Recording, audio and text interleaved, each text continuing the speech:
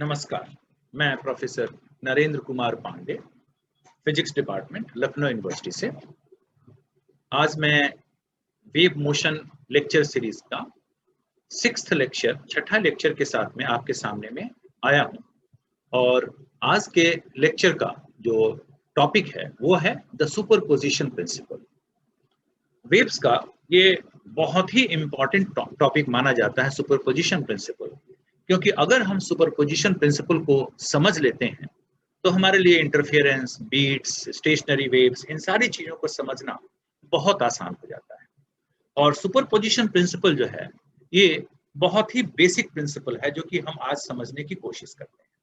तो मैं आपका स्वागत करता हूं आज के अपने वेव मोशन लेक्चर सीरीज के छठे लेक्चर में, जिसका टॉपिक है द सुपरपोजिशन प्रिंसिपल। क्या है superposition principle? When two or more waves of the same kind meet at a point in space, the resultant displacement at that point is the vector sum of the displacements that the individual waves would separately produce at that point. यानी अगर कोई एक wave आता y1 is equal to a sin omega t minus kx और वहां पर कुछ displacement produce करता, let us say at time t at x y1 displacement produce करता, दूसरा उसी तरह का एक वेव आता और वो y2 डिस्प्लेसमेंट प्रोड्यूस करता, तो अगर दोनों एक साथ आते तो दोनों मिलकर के y is equal to y1 plus y2 displacement produce करेंगे। यानी चाहे अकेला हो वेव, चाहे दूसरे के प्रेजेंस में हो या बहुत सारे वेव के प्रेजेंस में हो, हर वेव अपना रोल ऐसे अदा करेगा जैसे कि और कोई प्रेजेंट ही नहीं हो, और तब उसका डिस्प्लेसमेंट जितना होता, उसका इफेक्ट जो होता, वही सभी के प्रेजेंस में भी उसका इफेक्ट उतना ही होगा। This is superposition principle. When two or more waves of the same kind meet at a point in space, the resultant displacement at that point is the vector sum of the displacements that the individual waves would separately produce at that point. This is superposition principle. Now, इसका मतलब क्या हुआ? For all linear systems in the superposition process, for all linear systems in the superposition process, the net response caused by two or more stimuli or impetus जो हम बाहर से देते हैं प्रोड्यूस करने के लिए, so for all linear systems in the superposition process, the net response caused by two or more stimuli or impetus is the sum of the responses that would be caused by each stimulus or impetus individually, जैसा मैंने ऊपर में definition बताया। यानी अगर कोई input है F1, वो प्रोड्यूस करता है रिस्पॉन्स X1, और दूसरा इनपुट सेपरेटली प्रोड्यूस करता है, F2 प्रोड्यूस करता है रिस्पॉन्स X2, और दोनों अगर एक साथ में होते हैं input F1 plus F2 simultaneously input डाला जाता है, तो हमारा जो रिस्पॉन्स होगा वो X1 प्लस X2 होगा। A function fx that satisfies the superposition principle is called a linear function। यानी f is equal to f जो हम दोनों का सम करेंगे f1 प्लस f2 का, तो that is equal to x1 plus x2। अगर इस सुपरपोजिशन प्रिंसिपल को कोई भी फंक्शन सेटिस्फाई करता है, then that function is a linear function. fx1 plus x2 is equal to fx1 plus fx2. The superposition principle can be applied to systems which can be modeled as linear systems. And in case of vectors, the superposition is interpreted as vector sum. Very simply, now the superposition principle applies to any linear system. Superposition principle applies to any linear system, like an algebraic equation or a linear differential equation or any other equation of these forms. The stimuli or impetus that we are giving and the responses could be functions, they could be vectors, they could be numbers, they could be time dependent waves. Like for example, here we are talking about waves. So ये जो stimulus या हम impetus की बात कर रहे हैं, जो हम देते हैं सिस्टम को कोई रिस्पांस प्रोड्यूस करने के लिए, ये फंक्शंस भी हो सकते हैं, वेक्टर्स भी हो सकते हैं, नंबर्स भी हो सकते हैं, और हमारी ये वेव्स भी हो सकते हैं, जो कि वेव मोशन में आज हम बात कर रहे हैं। तो अभी तक हमने सुपरपोजिशन प्रिंसिपल के बारे में एक जनरल बात की है कि जो सुपरपोजिशन प्रिंसिपल को फॉलो करेगा वो modeled होगा as linear systems. Waves that do not obey the superposition principle are said to be non-linear waves.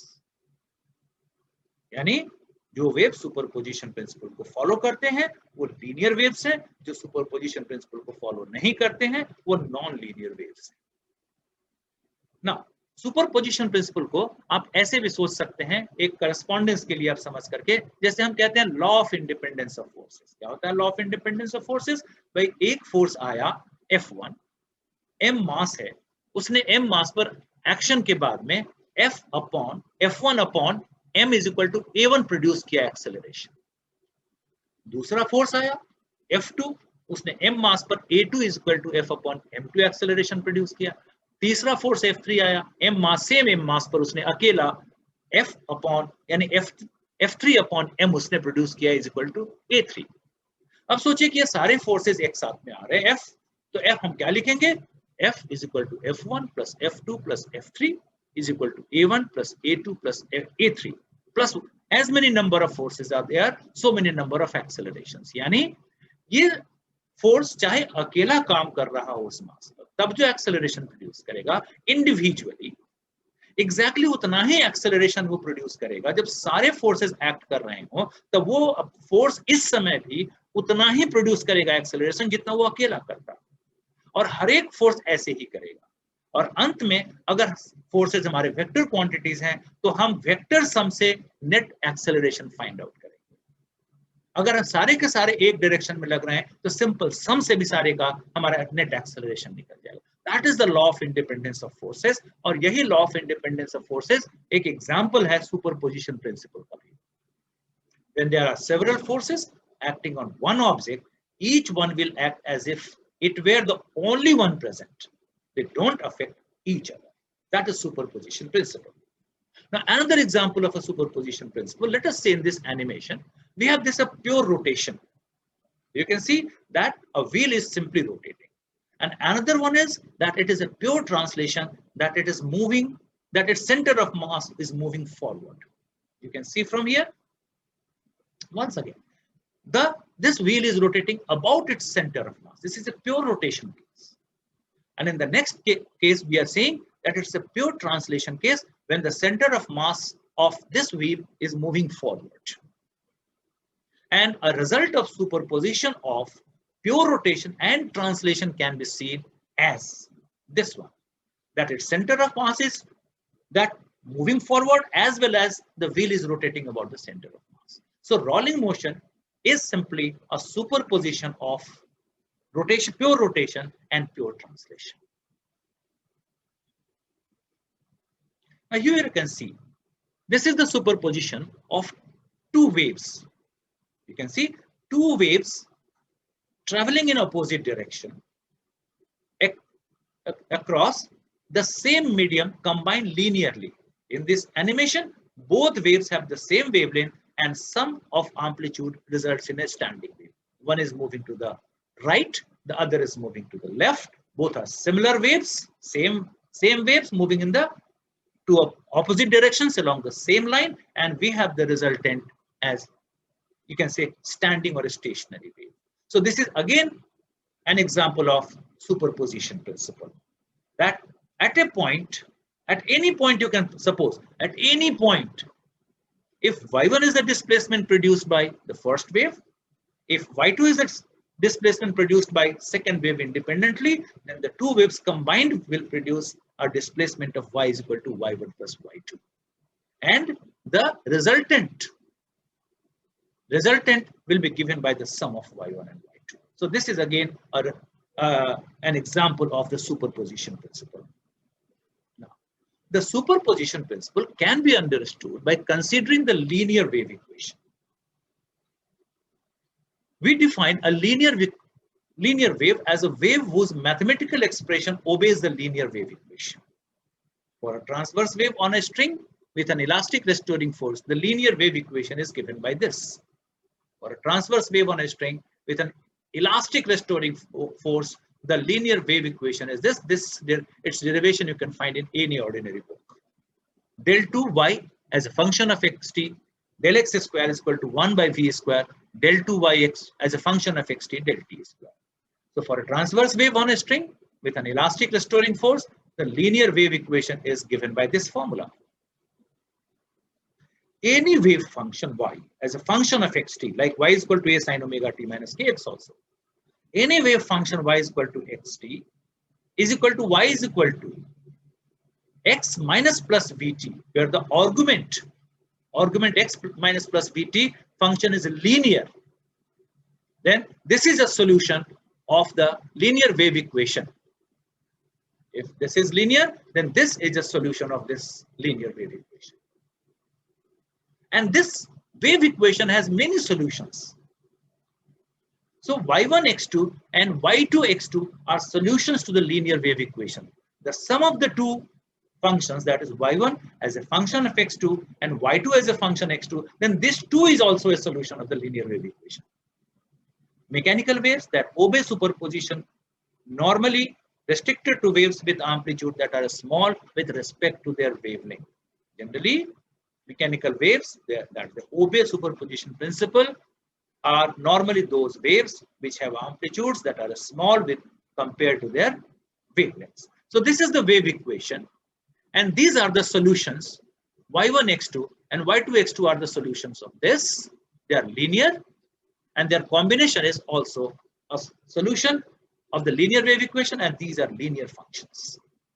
And its solutions can be many types, out of which we generally prefer sinusoidal solutions. So for example, y is equal to a sine omega t plus minus kx, etc. This kind of solution we presume for the convenience.